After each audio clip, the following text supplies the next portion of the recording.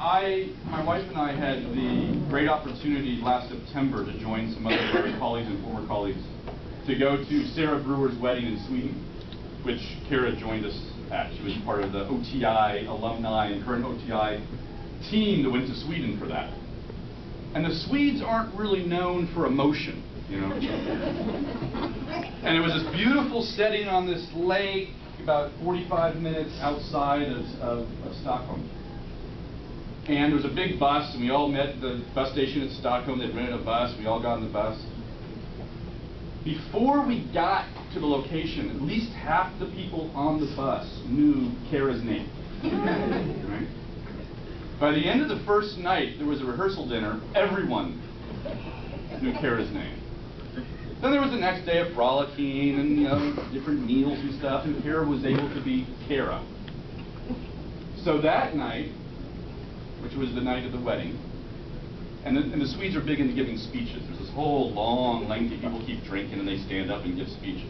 And Kara was all nervous. I don't want to give a speech, I'll cry, I'll embarrass myself, but I have to give a speech. Sarah's my good friend. Oh, but I'll cry and embarrass myself. Like, Kara, when have you ever been embarrassed? Get your ass up there. So when Kara took the floor, already all 200 Swedes knew who she was. And she gave the most amazing speech and bawled the whole way through it. Made me look strong. Made me look strong. But she had every 6'2", blonde, steely, blue-eyed Swede crying by the end of that thing. And then the reception was a whole different matter. And then the next day, by the time everyone at lunchtime and everyone left, I swear to God, it was like Mariah Carey had been at the wedding. Every single person wanted their picture taken with Kara.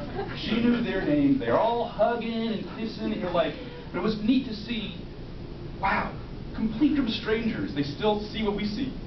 They just totally connected to her, which is rather incredible. Next point is Kara as mother. It was fun, and now she's really curly. Don't worry, I'm just the startup act. For those of us that have watched her two beautiful daughters grow up, we've also been able to see what a great mom she is to them. We've also had to put up with every week or two, you know, an update on who's done honor roll this time, who almost made it in the paper. I had to do a diorama of the Mayflower ones. And there's a few last-minute science projects we all helped out on. Which melts faster, white chocolate or black chocolate? What makes eggs strong? But it's not just the incredible job she does as the mom to Antoinette and Deirdre. She's been our office's mom. And not just here in Washington, but you'll see later, today, people have sent in, literally, from every inhabited continent on the globe, sent in messages for Kara. And if you're folks out in the field, you know that there's always someone, no matter what happens and what needs to happen, Kara's looking out for you. And Kara's going to get it done for you. And over the years, Roger knows this. Where are you, Roger? We kept trying to expand her role, and we were doing that. But the hardest thing with expanding Kara's role is she would refuse to give up doing everything. Because she's so good at it, everyone would always turn to her for everything. And she would never say no. And that goes to my last point, which is Kara is the epitome of the OTI spirit. She's the epitome of customer service. No job too small, no job too large. Now you're like, you can't look away. Kara has never, ever, ever thought that something was impossible. Some of us go home to our cats. You'd go home for a long time, single mom, working a whole life I couldn't even identify with. And then you'd be in there on the weekends doing stuff because there wasn't enough time during the week. Because during the week you were busy looking after everyone else's stuff and making it happen. And if you know, I did this many times. Kara, you got to let it go. Someone else has to do this. And you say, look, these people are out there in the field and they don't want to hear tomorrow. They need it done now. I can stay a little bit later and make sure it gets done. And you are the epitome of that. I could go on for so long and say so much, but I've already gone, I don't even know. They didn't give me any time because they thought it would be like an hour. 12 minutes. Thank you. And counting. Well, then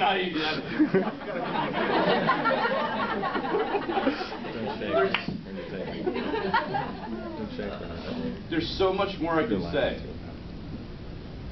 But God gave you an incredible heart, a fantastic mind, a rather big and effective mouth,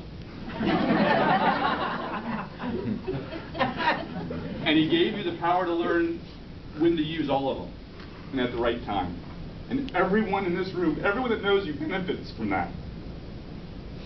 So just because you and your wonderful husband and your wonderful daughters are going to Holland, and just because we won't see you every day, we know that wherever you're going to be, you'll be a great humanitarian, you'll be speaking truth to power, you'll be a great mom, and you'll be our friend. So thank you, Dara.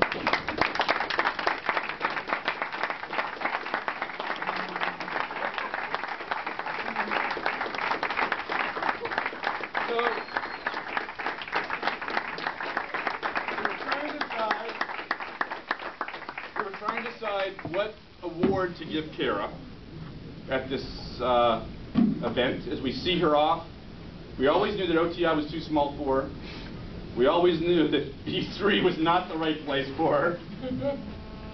And as she moves off to take Europe by storm, we couldn't give her the Mark Scott Memorial Employee of the Year Award because she already got that one.